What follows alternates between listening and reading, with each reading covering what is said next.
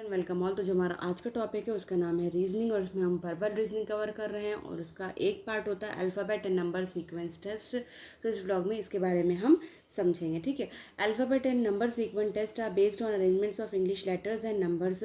तो ये जो सीरीज़ बनती है इसमें इंग्लिश लेटर्स भी होते हैं और नंबर्स भी होते हैं in a certain defined pattern, एक पैटर्न के फॉर्म में दिए होते हैं।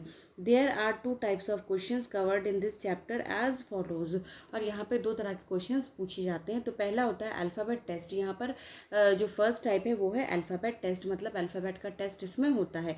इन this type we deal with the questions which are based on finding the place of an English letter to the left और right of another English letter.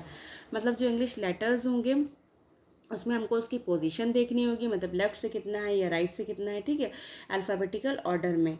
Finding the number of English letters between two different English letters in forward और reverse order etcetera. तो इसमें forward order भी हो सकता है, मतलब आगे की तरफ से भी या पीछे की तरफ से भी होगा। तो इसको हम एग्जाम्पल की मदद से समझते हैं। तो पहला एग्जाम्पल है इन the English alphabet find the position of S from right. तो इसमें सबसे आसान तरीका है ABCD हम लिख लें या फिर हम इसको बाय हार्ट कर लें कि ए की पोजीशन क्या है, बी की पोजीशन क्या है, जेड की पोजीशन क्या है। तो इसमें पूछ रहे हैं find the position of S from right. तो हमारा राइट साइड ये होता है, हमारा लेफ्ट साइड होता है ये, ठीक है। तो हमको राइट साइड से किसकी पोजीशन बतानी है, एस की पोजीशन बतानी है। Position of S from left, तो लेफ्ट से तो हमको पता है कि एस की पोजीशन क्या है, ठीक है, 19 होती है। Position of S from right, तो हम इसमें क्या करेंगे, टोटल 26 लेटर्स होते हैं तो हम एक बढ़ा लेंगे, 27 माइनस 19 कर देंगे तो हमको इसकी पोजीशन मिल जाएगी और माइनस करने पे हमको मिलेगा 8, ठीक है। उसके बाद नेक्स्ट एग्जांपल है how many such letters are there in the word category each of which is as far away from the beginning of the word as when they are arranged in alphabetical order. अब इसमें कह रहे हैं कि इसमें कितने ऐसे letters हैं कैटेगरी में कि वो जो है is as far away from the beginning of the word, मतलब जो वर्ड की जो शुरुआत होती है वो उससे दूर हैं। As when they are arranged in alphabetical order, तो हम इसको अल्फ़ाबेटिकल ऑर्डर में अरेंज करेंगे तो हम इसको देखेंगे, ठीक है। तो चलिए देखते हैं इसका सॉल्यूशन क्या है। तो गिवन वर्ड पहले हमने लिख लिया, फिर अल्फ़ाबेटिकली इसको अरेंज करेंगे। अब कैटेगरी में सबसे पहले ए है तो वो ए तो सबसे पहले आता है, फिर इसमें फिर क्या आता है, उसके बाद आता है बी तो है नहीं, सी है, फिर सी आता है, फिर ई आता है। इस तरीके से हम इसको अरेंज कर लेंगे अल्फ़ाबेटिकल ऑर्डर में। तो हमको अरेंज करने पे ये पता चलता है कि वाई मेंटेन इट्स पोजीशन, तो वाई ज्यों का त्यों वहीं पर दिया हुआ है, ठीक है। वाई लास्ट में कैटेगरी में, और जब हम अल्फ़ाबेटिकली इसको अरेंज करेंगे तब भी वाई जो है लास्ट में आएगा, ठीक है। तो इसका मतलब जो है एक ही ऐसा लेटर है, तो यहाँ पर इसका करेक्ट आंसर हो जाएगा ऑप्शन नंबर बी, ठीक है। उसके बाद एक और एग्जांपल देखते हैं। If each alphabet in the word fraction is arrange in alphabetical order. तो फ्रैक्शन में जो है हर एक लेटर को अगर अरेंज किया जाए अल्फ़ाबेटिकल ऑर्डर में and then each vowel is changed, और जो जितने वॉवेल होंगे पहले इसको अल्फ़ाबेटिकली हमको अरेंज करना है, ठीक है। उसके बाद जो वॉवेल है उसको हमको बदल देना है, किस में बदल देना है, इस change to the next letter in the English alphabet. जैसे कि ए है, ए वॉवेल है तो ए के बाद क्या आता है बी, तो अगर इस फ्रैक्शन में ए होगा तो उसको उसकी जगह क्या लिखेंगे, उसकी जगह हम बी लिख देंगे। And each consonant is change to previous letter. और अगर फॉर एग्जाम्पल यहाँ पर बी दिया है, वो कॉन्सोनेंट है, तो उससे पहले क्या आता है ए आता है, तो हम उसकी जगह ए लिख लेंगे, ठीक है। तो ये चीज़ हमको करके हमको बताना है which one of the following will be fourth from the right side of the new arrangement दस फॉर्म्ड।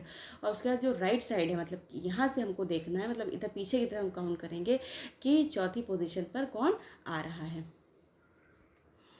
तो जो ओरिजिनल वर्ड था वो फ्रैक्शन था, फिर हमने इसको अल्फ़ाबेटिकल ऑर्डर में लिखा, ठीक। उसके बाद जैसा कि मैंने बताया था वॉवेल जितने होंगे उसको हम चेंज कर देंगे और उसके बाद वाला लेटर लिखेंगे। तो ए वॉवेल है तो ए के बाद बी आता है, ठीक है। और सी कॉन्सोनेंट में क्या करना था, पहले वाला लिखना था, तो सी कॉन्सोनेंट है तो उससे पहले बी आ जाएगा, ठीक है। एफ से पहले ई आ जाएगा। तो आई भी क्या है, आई हमारा वॉवेल है तो आई के बाद क्या आता है, जे आता है, ठीक। उसके बाद एन जो है हमारा कॉन्सोनेंट है तो एन से पहले क्या आता है, एम आता है, ठीक। ओ हमारा वॉवेल है, ओ के बाद क्या आता है, पी आता है, तो हम इसको हटा के इसी जगह पी लिख देंगे।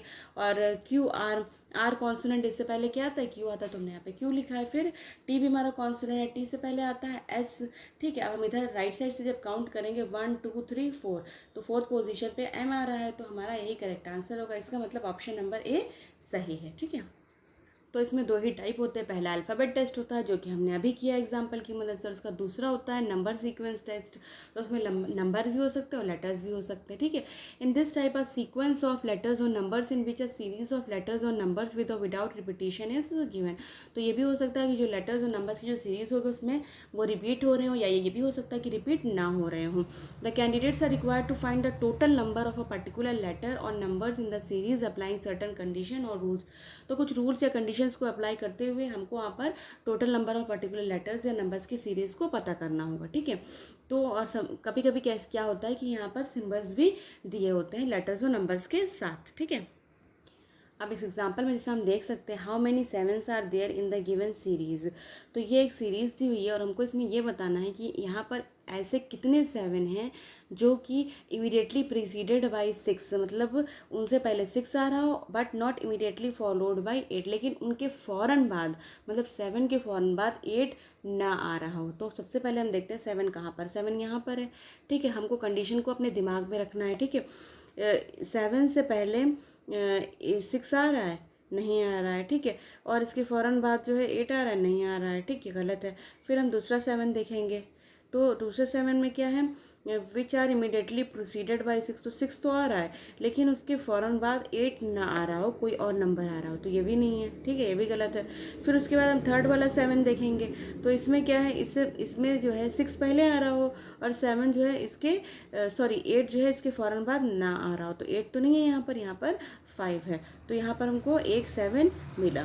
तो हमको यहाँ पे कितने 7 मिल रहे हैं, जैसे कि क्वेश्चन में how many 7s are there, 1। तो ऑप्शन नंबर इज करेक्ट। चलिए एक और एग्जांपल देख लेते हैं। In the following letter series how many times do P Q R occur in such a way that Q is the middle of P. तो यहाँ पर हमको ये बताना है सीरीज़ को देखकर, ये जो लंबी सी सीरीज दी इसमें हमको देख के ये बताना है कि पी क्यू आर में, ठीक है, मतलब कितनी बार do P Q R occur in such a way that Q is the middle of P and R. कितनी बार ऐसा हुआ हो कि पी क्यू आर में जो है जो in such a way that Q is the middle of, मतलब वो क्यू जो है पी और आर के बीच में आ रहा हो, ठीक है। तो इसका मतलब क्या है, इसका मतलब हम समझ सकते हैं पी क्यू आर, ठीक है, पी क्यू आर होना चाहिए। तो हम सीरीज में देख लेते हैं, पी क्यू आर है, नहीं है, पी क्यू आर है, तो इसको अंडरलाइन कर लेते हैं, सर्कल कर लेते हैं। फिर उसके बाद पी क्यू आर है, नहीं है, पी क्यू आर है, नहीं है, पी क्यू आर है, ठीक है। उसके बाद हम नेक्स्ट देख लेते हैं, पी क्यू आर है, नहीं है, पी क्यू आर है, तो यहाँ पर भी हमको पी क्यू आर मिल गया। फिर हम देखें यहाँ पर भी नहीं, यहाँ पर भी नहीं, लेकिन यहाँ पर है। हम इसको काउंट कर लेते हैं, कितनी बार आ रहा है, 1 2 3 4, तो टोटल 4 टाइम्स आ रहा है। इसका मतलब ऑप्शन नंबर सी हमारा सही है, ठीक है। तो यहाँ पर मेरा ब्लॉग खत्म होता है। मैं उम्मीद करती हूँ कि आपको पसंद आया होगा। मिलती हूँ जल्दी आपसे अपने नेक्स्ट ब्लॉग में, तब तक के लिए take care and keep practising.